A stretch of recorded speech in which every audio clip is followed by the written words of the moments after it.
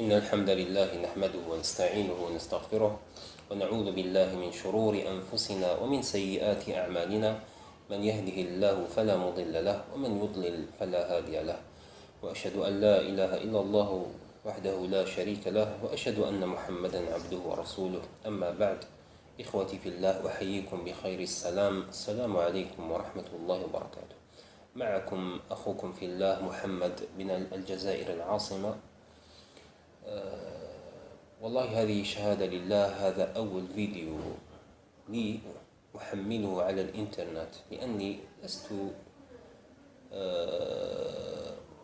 شديد الارتباط بالإنترنت وأشكالها، وليست لي علاقة وطيدة بها، إلا أن القضية التي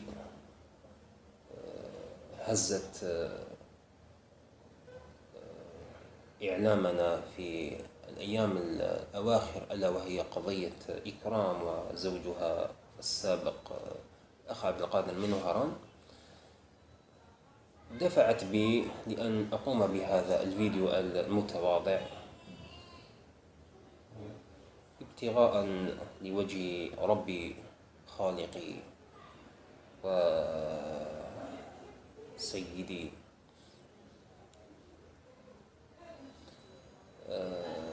والدليل على ذلك لم أظهر وجهي ولا أبغي منه هذا العمل شهرة ولا شيئا آخر.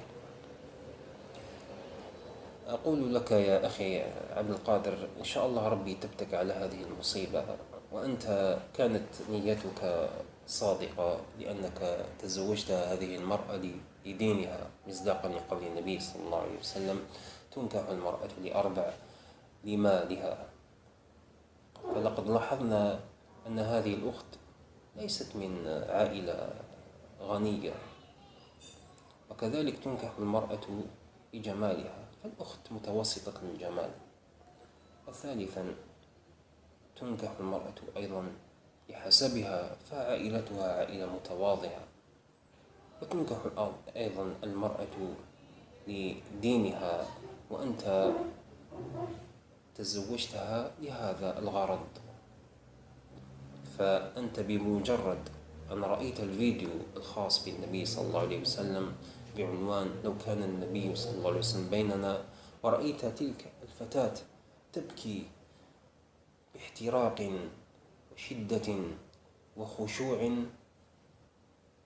أعجبتك ودخلت قلبك، فابتغيت مقصدك للزواج. لكن يا أخي، المظاهر ليست دائما صادقة، فنحن نحكم على الظاهر، والله عز وجل يعلم ما بالسرائر. يا أخي، إذا أعجبتك بنت لا تلجأ إلى الإنترنت. أنت كان مقصدك صحيحا، لكن الطريقة التي اتبعتها في زواجك خاطئة، ألا وهي الإنترنت.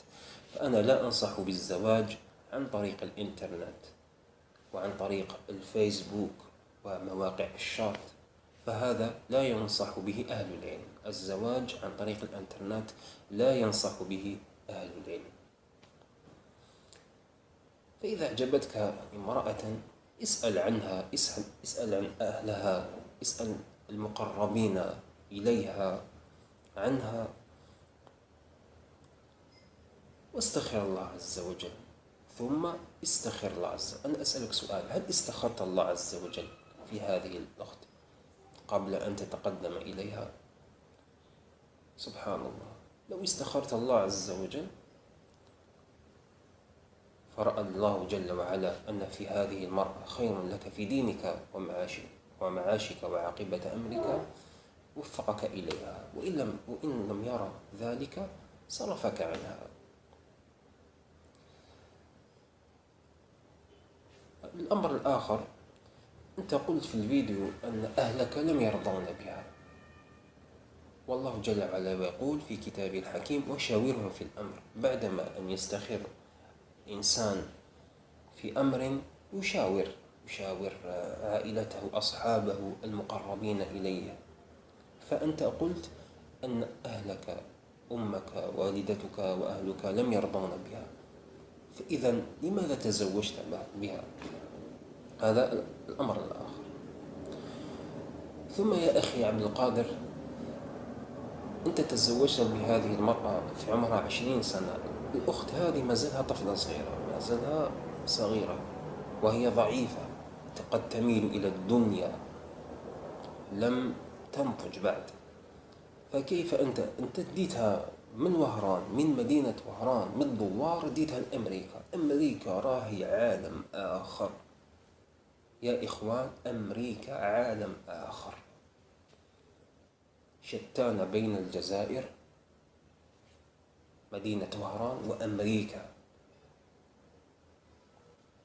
وقلت أنك ذهبت بها إلى ميامي، شواطئ ميامي، ونحن نعلم أن ميامي فيها العري وفيها الفواحش ما ظهر منها وما بطن.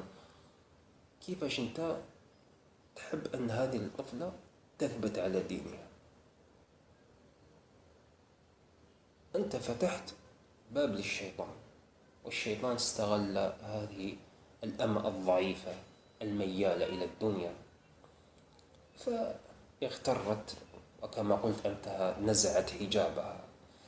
بين قوسين أنت قلت أنك تكلمت معها، نحن لا نكذبك، والكثير يقول أنك لم تتكلم، من الناس قالوا أنك ديوث وتركتها تنزع حجابها. يا إخوانا أقول لكم لا تتكلموا في مثل هذه الأمور بدون علم.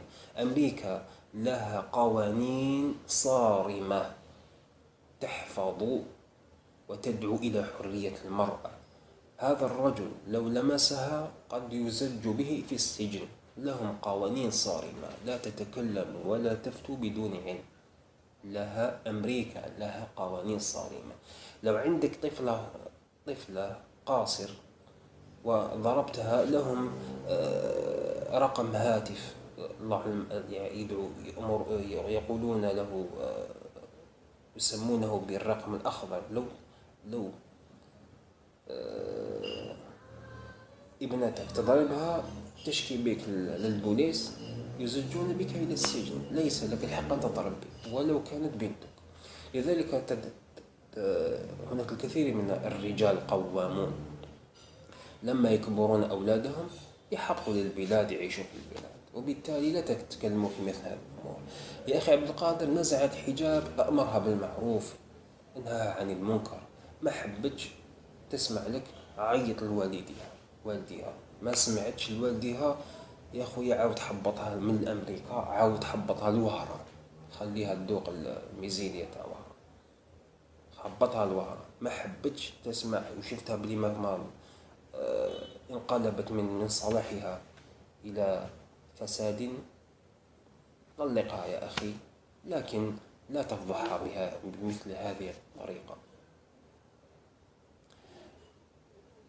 أوجه كلمتي الآن إلى والد الأخت هذه إكرام، المدعو الجيلاني. يا الأخ الجيلاني، أنت قلت أنا تبريت من هذه البنت. لا يا أخي، عندما تزوجت بنتك بالأخ هذا عبد القادر، انتقلت العصمة من عصمتك إلى عصمة الزوجية، أي لزوجها عبد القادر، وهو لقد أدى واجبه واتصل بها وحاول أن يرجعها فأبت وطلقها. الآن تنتقل العصمة من عصمة الزوج إليك.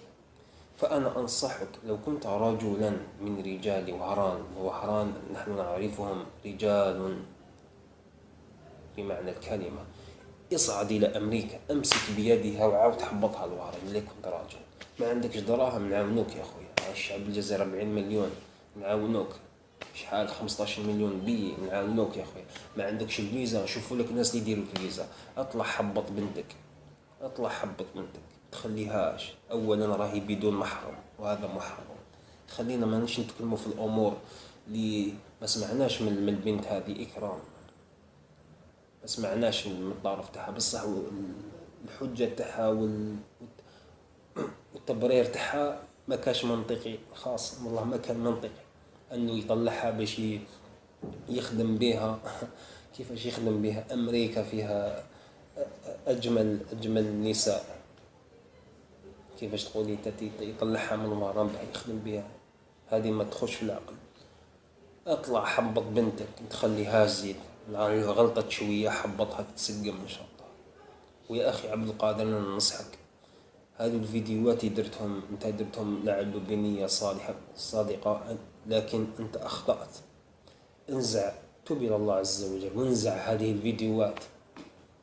وأخشى أن يكون هذا العمل مثل عمل الأخ الذي أحرق نفسه في تونس، البوعزيزي، فلقد سن سنة سيئة، والنبي صلى الله عليه وسلم يقول: من سن سنة سيئة فله وزرها ووزر من عمل بها إلى يوم القيامة.